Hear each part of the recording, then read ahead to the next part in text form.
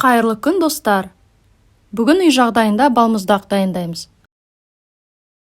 Сотейникке сүт құйып, жай отқа қоямыз.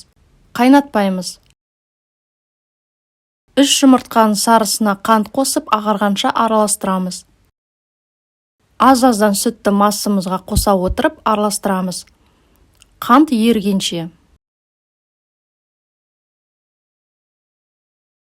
Қайтадан сотейникке құйып, жай отқа қоюланғанша қоямыз.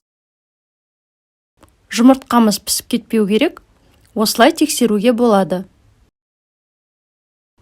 Отты өшіреміз. Салқын суға ұстап суытамыз. Сливкиді құйып, қоюланғанша қатты жылдамдықта араластырамыз.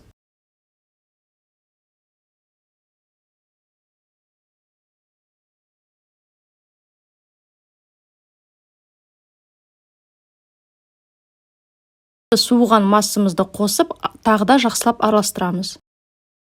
Ыдысқа құйып 40 минутқа морозильникке қоямыз. Әр 40 минут сайын араластырамыз. Мұз кристалданып қалмау керек. Мұз кристалданып қалмас үшін әр 40 минут сайын араластырамыз.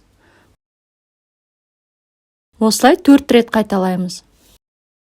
Нәтижесінде өте дәмді балмұздақ шықты. Үй жағдайында оп-оңай осылай дайындауға болады. Рецепті ұнаса лайк басып, комментарий қалдырып, каналыма жазылыңыз.